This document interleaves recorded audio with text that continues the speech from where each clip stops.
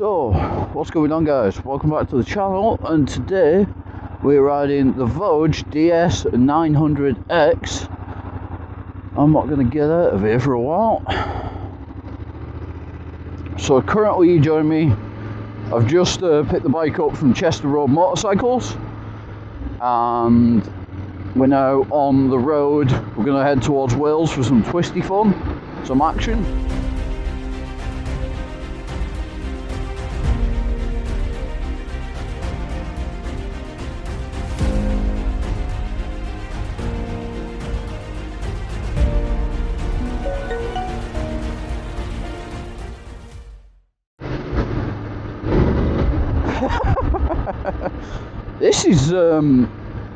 This is really nice to ride, though.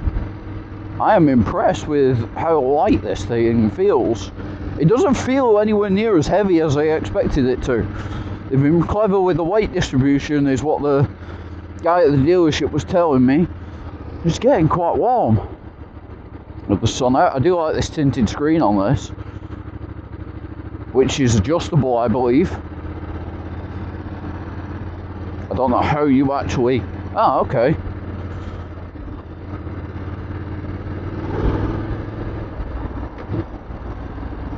Yeah, so it doesn't grunt like my Tracer does, at the moment at least.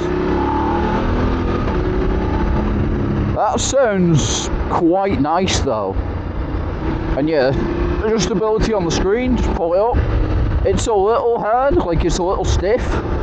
You can probably loosen that a little bit. But yeah, it's not bad. It's not bad at all so far. Let's go this way. I don't know where I'm going, so I'm just sort of winging it. Yeah, I wish there was more feel in the switchgear. A little bit more feel in the switchgear would definitely be a good thing.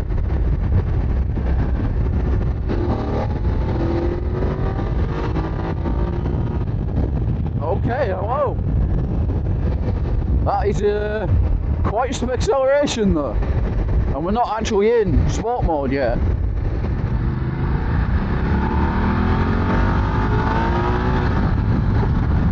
Okay.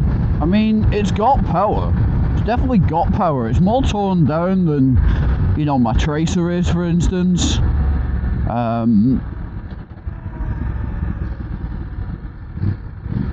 Yeah, I feel like road mode is definitely a bit of a softer mode for touring. But comfortability wise, if that's even a word, I'm a little bit more on my tiptoes than I am on the Tracer. A little bit. Not massively, but a little bit. Enough for me to notice, that's the thing. It does have blind spot detection as well. And rear facing radar, which is cool. Right, let's fuel her up. Centre stand, not centre stand. Thinking stand was easy enough to find. And this is where the keyless bike becomes keyed, because you need the key for the fuel. A little bit weird.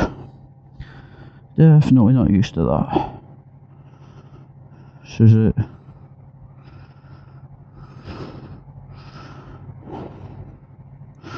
Is that the same key? It is. Cool. Yeah, we're gonna put it in sport mode now, while I've got the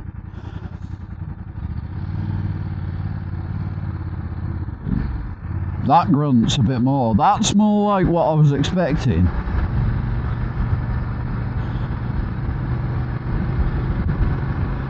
Mold.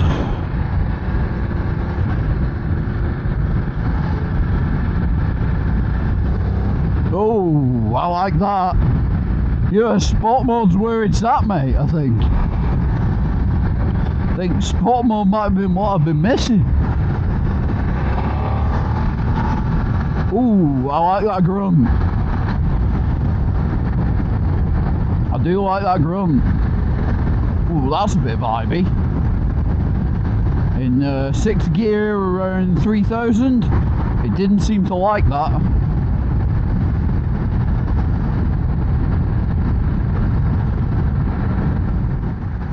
Right, so cruise control is... Are you set? How'd you set it? There we go. Okay, so you pull it towards you to set cruise control. And then you can up the thing by using this. So it is intuitive-ish. It's not as intuitive as a water light. And now obviously we've got, if you hold it down, it will take off a bit. Yeah, so holding it down, pressing a few things, that's actually really nice. I think once you're used to it, it's going to be very, very easy to use. Yeah, you can't roll off the throttle to turn cruise control off, which is a little annoying, but if you touch it in any way, you can just disable it that way, so that's not a problem.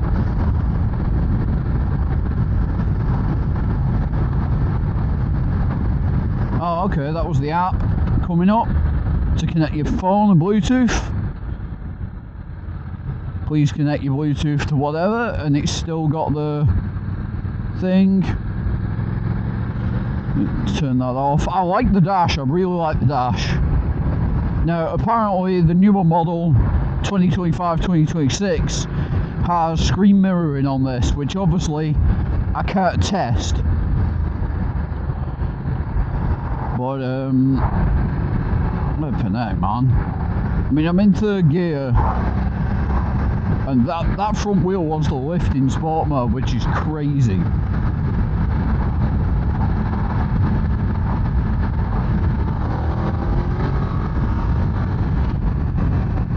That's plenty of passing power, man. Plenty of passing power. And I am feeling a little bit of vibes. I'm probably in the wrong gear for that speed, but like, it tells you a lot of information on that dash too. You got tyre pressures, you got your trip, sport, what the temperature's like, how much fuel you've got, the revs, the time, the temperature. And apparently it's 19 degrees air temp, according to the bike. Whoa, I like that sound, dude. Sport mode is where it's at. It does take a little bit to build up, so if you were overtaking, you would want to maybe drop a gear, kick it in, and then get past. And to be fair, my Tracer, depending on the gear you're in, needs that as well. You do have to be a bit more clever. Like 20 mile an hour right now. It's asking me to go down into second. Yeah, I mean, wall speed handling seems completely fine. For me, I'm used to a smaller front tyre, but not once have I gone into a corner at the minute and thought, it's not handling the turn, it's not.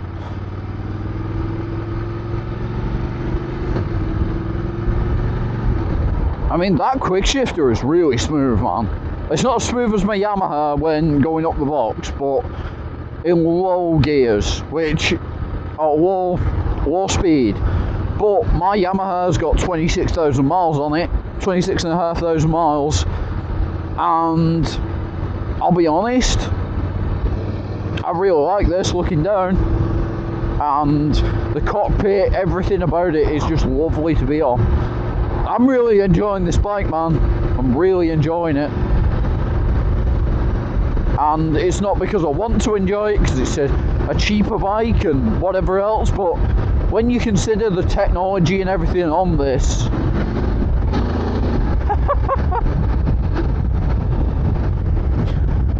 way. Yeah, when you consider the technology and everything on this bike, I don't see why you would pay, 15 grand for a Tracer 9 GT. Blind spot detection, as you can see there, coming in. That's quite good. And then obviously, ooh, I wish the engine note was a little I imagine you guys can hear it. Ooh, I like that pop and burble, that's nice. This bike, honestly, I think would be amazing with a different can on it. I'm not saying a straight through pipe, I'm on about just to get just an end can to give it a bit more, maybe. Honestly, that's surprising. That's really... I really like the sound of this engine, man. I'm not gonna lie, I didn't think I would. I really love the tracer, like the induction noise and... Ooh, I felt the front wheel. Oh my god, man. This thing's a hoot. I'm liking this bike though, man. And it's not as jerky in sport mode as I thought it was gonna be.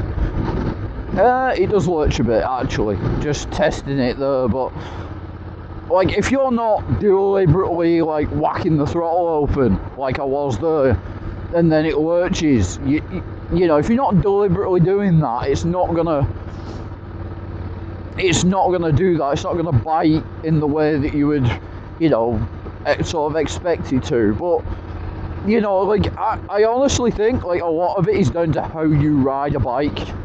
And if you're really snatchy with the throttle, then obviously it's going to be really snatchy, it's going to be really uncomfortable, and you're going to make it sort of, you're going to make the bike sort of jump a lot more than it needs to. But I honestly think, whoa.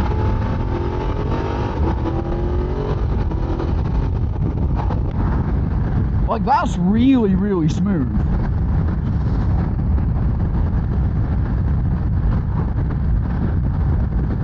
Like that is really smooth. Just coming out of that roundabout there, like, you know, I opened the throttle, it glitched a bit, but you know, you get into the right point, biting point of the throttle and the clutch and everything, and it does what you need it to. So need to engine brake a little bit, that's fine, that's just standard practice. Like,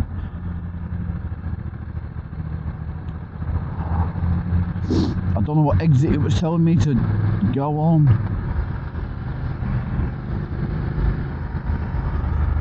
I'm just gonna go second exit here.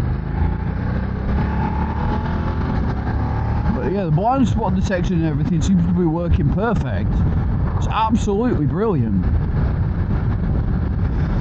I'm aware of what's going on around me. I am doing my shoulder checks and stuff, but I'm still like the mirrors. When you're focused on riding and what's in front of you, the mirrors will show you, oh, there's something in your blind spot. Fourth gear. Let's see.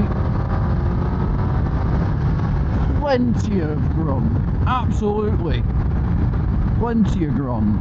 And straight into fifth, no problem. You know, this bike is set up for long distance, and I mean, in sport mode,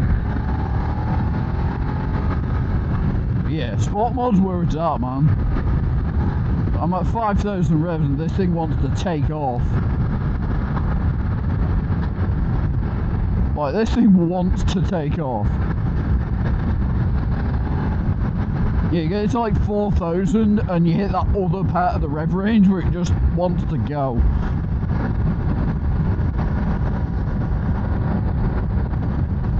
And it's comfortable, very comfortable. Yeah, the seat is hard. Like, the seat is harder than I expected.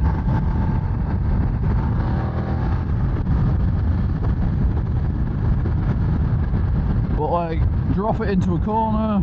This is not a massive corner, but you know, it's very, very, very flickable. It feels like you just drop it in and it just goes with you where you want it to go. Let off the throttle, down to 30. Not an issue. Like, it doesn't feel cheap. It doesn't feel Like, the only things that feel like cheap is the switchgear. Like, this part of the switchgear here feels like there's like almost no feeling to it. There's a little bit of a click, but it's not massive. But yeah, I'm an advocate of this bike. It's a good quality machine. It looks awesome. I really like the way it looks. It reminds me of the what's it called? Reminds me of the Triumph Tigers a little bit from the front.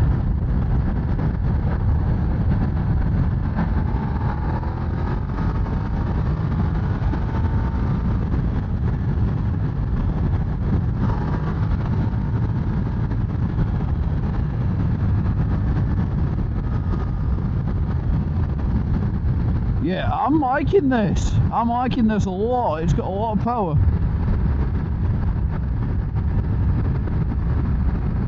It's got a lot of power, man. And we are in a really nice area here. And it just falls into a turn. Like, you want to go, it's like, let's go. Let's, you know, you're in a turn. Nice. This thing is eating corners. Really nice, man. This is such fun.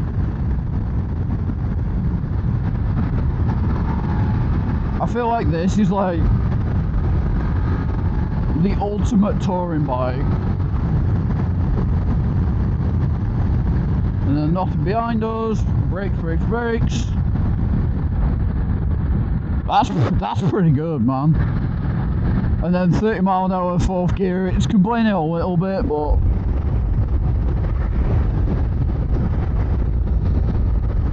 yeah, it's complaining a little bit in fourth in sport mode. But like, oh man, dude, that sound is so infectious. I like this a lot, man. I like this a lot. Look through the turn.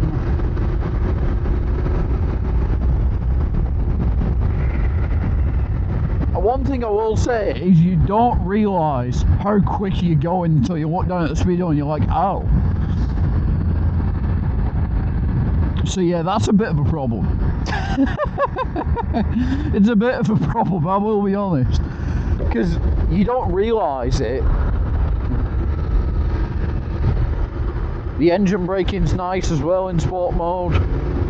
I think I would just sort of keep this in sport mode, honestly. For if you're having fun, yeah, 100%, just keep it in sport mode. And then we've got, we've got some nationals coming up.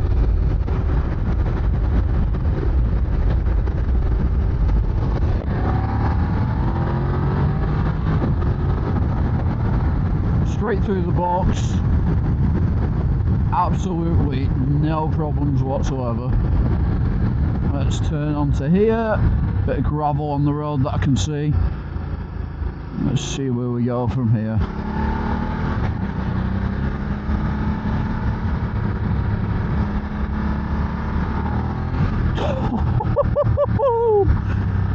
Gnarly little roads. We've done some faster roads, let's do some gnarly little ones.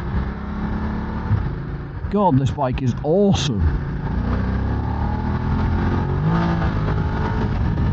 Just listen to that engine, man.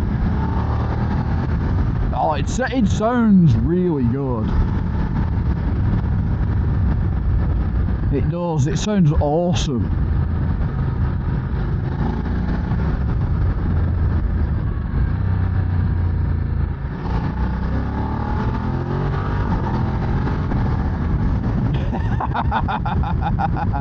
Oh, I'm loving this. I am loving this. This is a really narrow road, man. Try not to go too fast just in case anything comes out of somewhere. And Oh, I love that sound.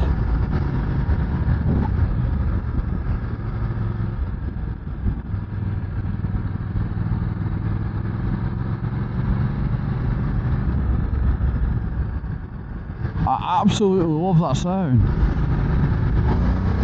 Oh, dude, it sounds incredible. And that's right out of the box too. Like, they haven't modified this bike. Apart from maybe this screen. I think the tinted screen might be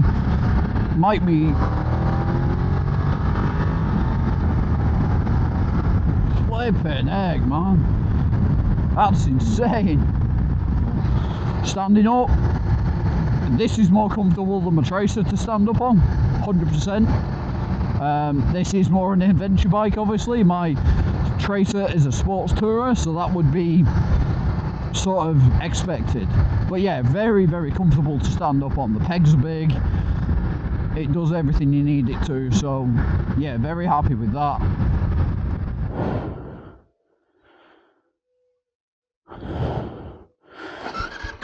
So we're going to continue in sport mode.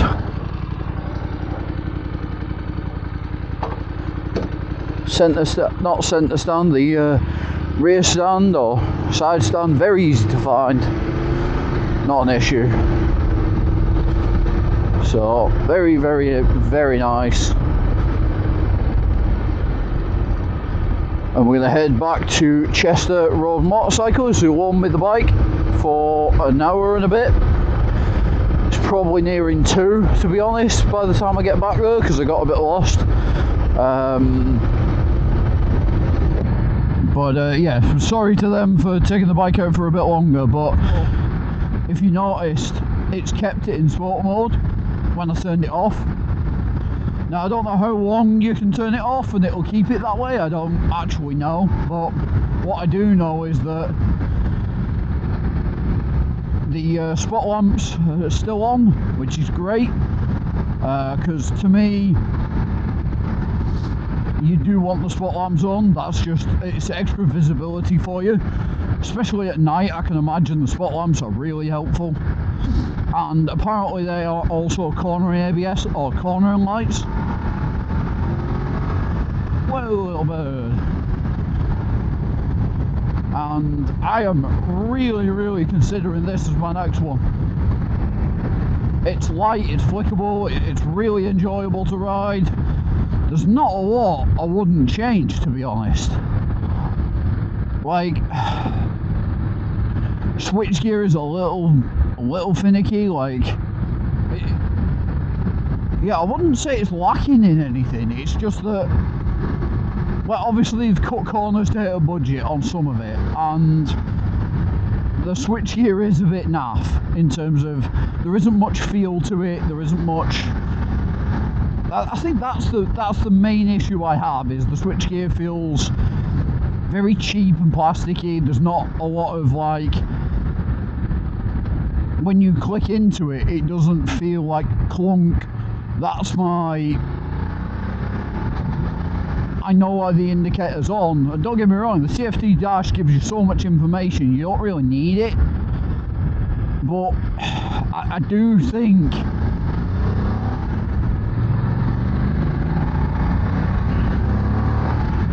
oh my god, this bike is exciting. Like, I am really, really liking the fact that I can, you know, I can gun it around these little country lanes. I'm in the middle of nowhere in Wales somewhere, and the bike just eats the corners, and it's so confidence inspiring. It's so easy to ride.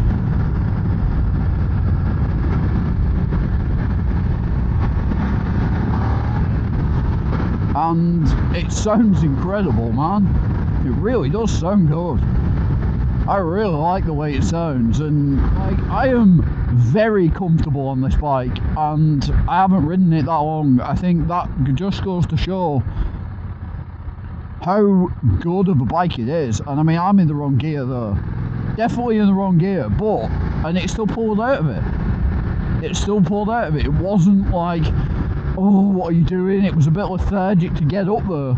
and it was in sport mode, it definitely wasn't smooth. And I feel like, yeah, it's one of them. If you can learn the bike and you can learn what's going on with it, then you can ride it in your own way. You can smooth out that throttle transition and whatever else. And I think as well, going and getting this put on the dyno, like if you were going to change the exhaust and stuff, go and put this on the dyno, get it tweaked, get the fueling mapped correctly and everything else. I think it would make a bit more power, and I think also it'd just smooth that throttle out. And I don't know whether this one's been updated with the latest firmware and softwares.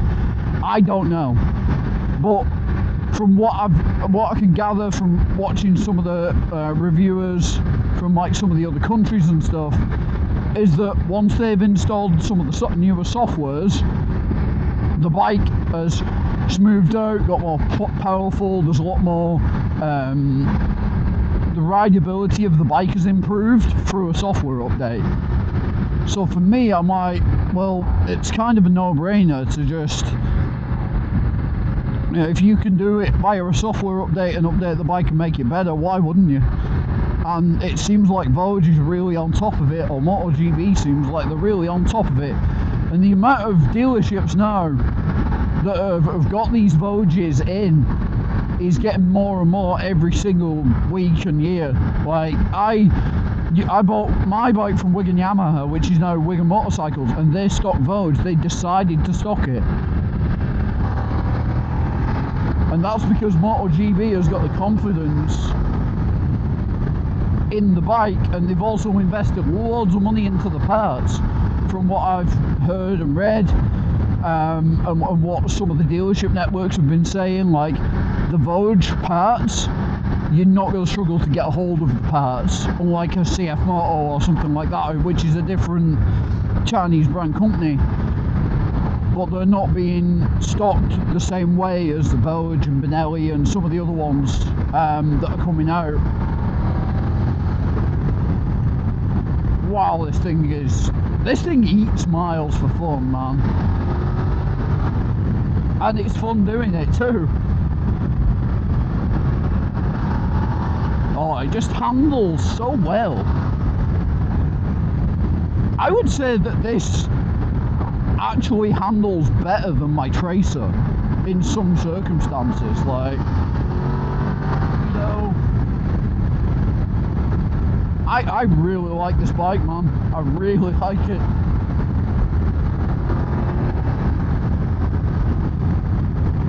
And I didn't think I would like this colour scheme, but it's nice. It's better in person than it is on the website.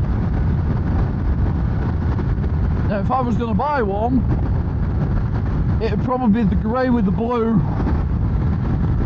I like the black and gold one, but the problem for me is that everyone else is buying that one. Like, that seems to be the one everyone's going for.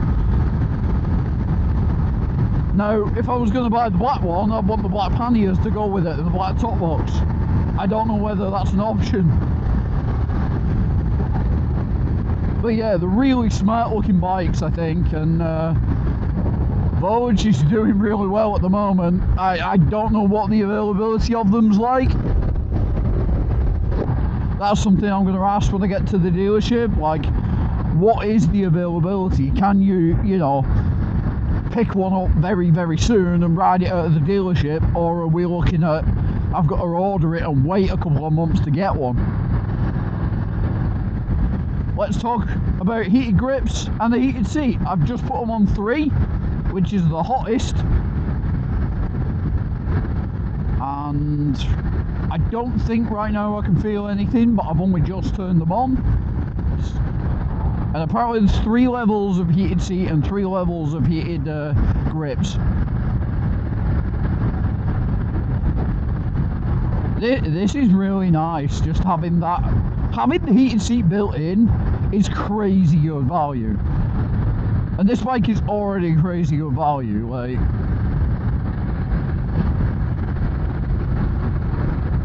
that's the thing about this bike. Like, you look at it compared to the competition, you go, how are they doing that? Like, how are they affording to put all this technology, like radar, the blind spot detection, like all this other stuff? And I'm looking at the, you know, the mirrors and the switchgear and everything. Excuse me. I'm looking at the switchgear, the mirrors, everything else. And the only thing that feels cheap on this bike is the switchgear. The mirrors look a bit maybe dated, they look a bit old school, but they work, the visibility's really good. And wow, that heated seat is hot. So the heated grips, man, flipping heck. Wow, that's something I didn't expect to be like, oh my word, but the heated seat is really nice, I've got to admit. Kinda wish I had one on my Tracer now. Yeah, I'm gonna have to turn that down. Oh my god, my ass is on fire right now. Hands not so much, but I think that's because obviously you got the wind and everything. But wow, that's impressive. Like even on one, the heated seat is quite warm. Maybe it's...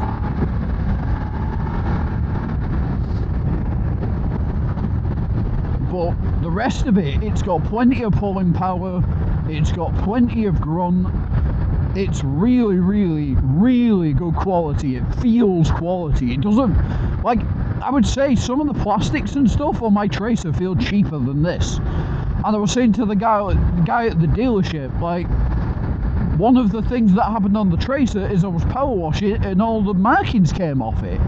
I'd expect better. I mean, don't get me wrong, I've washed that bike with a power washer for years, and I've had the bike 4 years. I've done 26,500 miles on the thing. I would expect better from the actual, you know, thing. Get off your phone. I would expect better from a brand like Yamaha in terms of the quality control of even such as decals and stuff like that, because that's... But what I can say is that it feels quality. The whole bike feels quality. It feels like BMW sort of, you know, and neutral's so easy to find too.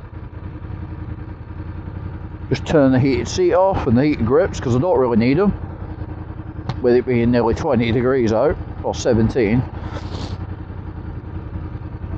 Yeah, this feels really stable too. I think that's the thing, it's stable, it's easy to ride.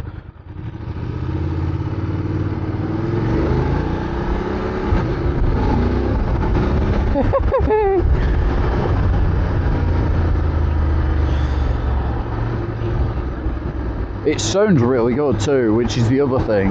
Like, I really like the sound of this bike.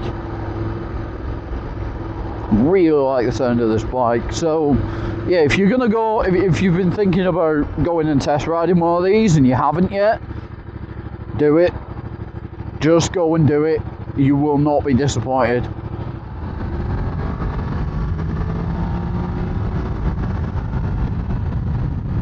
Plenty of passing power, man. Plenty of passing power. This bike is absolutely fantastic, man. Absolutely. This is beautiful, man. This is beautiful. What a day. What a day to bring out this beautiful bike. What a day to put this bike to the test. Absolutely fantabiosi. And now the sun's coming out.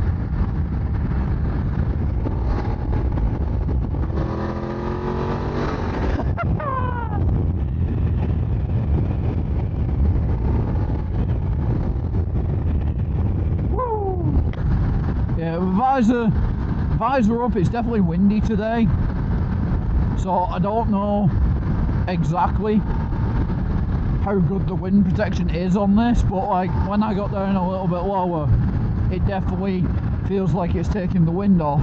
The one thing I will say is the wind is not turbulent. Like, it's not like it's bashing my helmet all over the place.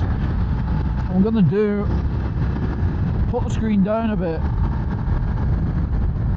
Yeah, nothing.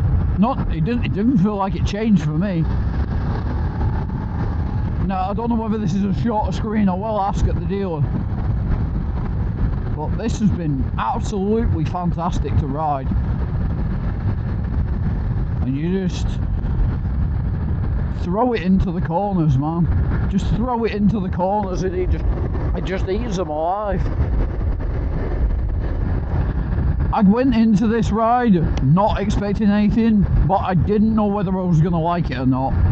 And I've kept an open mind because I wanted to make sure I gave the Voge a decent chance. Coming from the Yamaha, you know, the Tracer and all that, I wanted to make sure it got a fair shot and that we were giving it a fair chance, because this is a completely different style of bike as well, being an adventure bike rather than a sports tourer.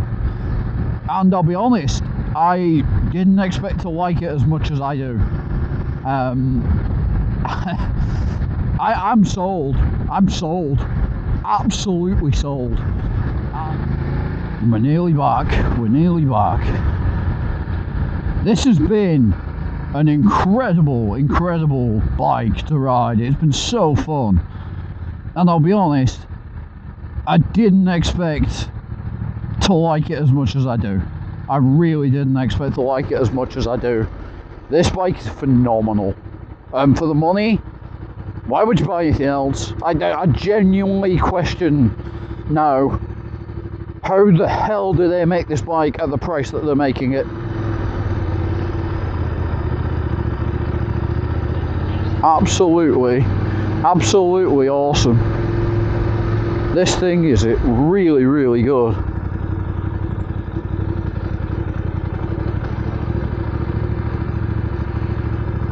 I've enjoyed that so much.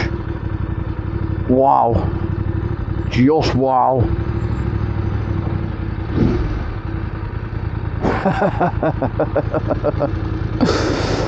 So, ladies and gents, that is my first riding impressions on the Voge DS900X.